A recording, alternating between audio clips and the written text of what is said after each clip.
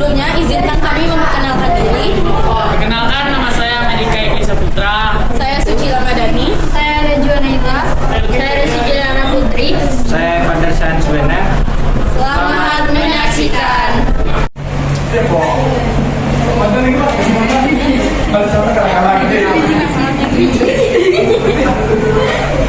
Hai guys, pagi. Pagi Hander. Wah, pagi-pagi gini pasti pada semangat kan? Enaknya kita bahas apa ya? Gimana kalau kita bahas globalisasi, dampaknya terhadap politik aja? Wah, boleh tuh Najwa. Gimana nih teman-teman, setuju nggak? Setuju.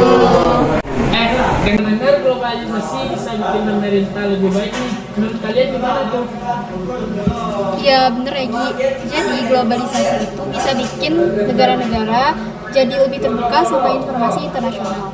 Nah dari informasi internasional ini nanti negara-negara itu akan meng-cross-check gimana tata kelola atau kebijakannya apakah sudah baik atau belum. Nah karena kenapa mereka meriksa kebijakan dan tata kelola? Karena mereka pengen dipandang baik juga oleh dunia internasional.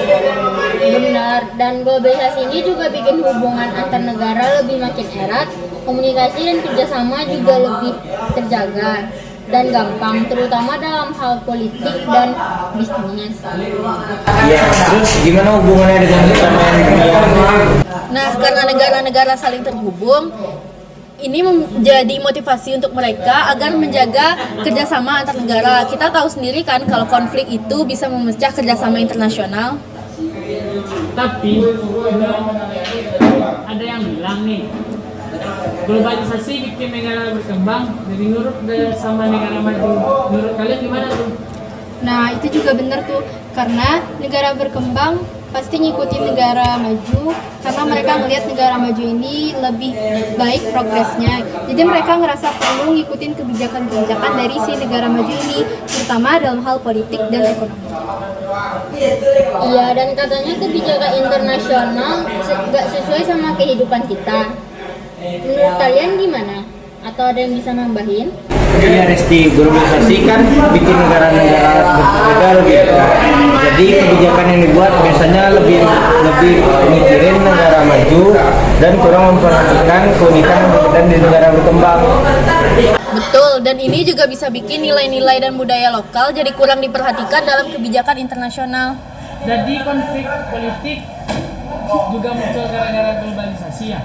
Iya bener Egi. Jadi karena negara-negara ini jadi lebih dekat secara politik dan ekonomi. Nah karena adanya persaingan dan sumber daya itu tuh jadi tambah bikin mereka berkonflik gitu. Oke, terakhir gimana globalisasi bisa sebarin ide hak asasi manusia? Wah, itu menarik. Jadi globalisasi bikin informasi lebih gampang disebarin lewat teknologi. Berita tentang pelanggaran hak asasi manusia bisa lebih cepat sampai ke seluruh dunia. Iya, dan organisasi hak asasi manusia juga jadi lebih kuat dan bisa bekerja di banyak negara. Mereka berperan penting dalam menyebarkan ide hak asasi manusia.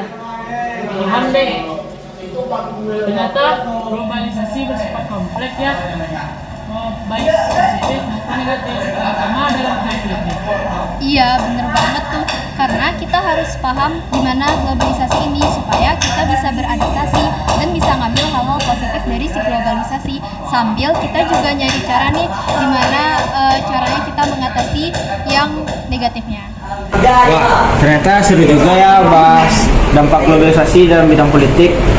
Iya nih, berkat diskusi tadi wawasan aku jadi makin bertambah. Wah, bagus deh kalau diskusi kita bermanfaat. Kapan-kapan kita diskusi lagi ya.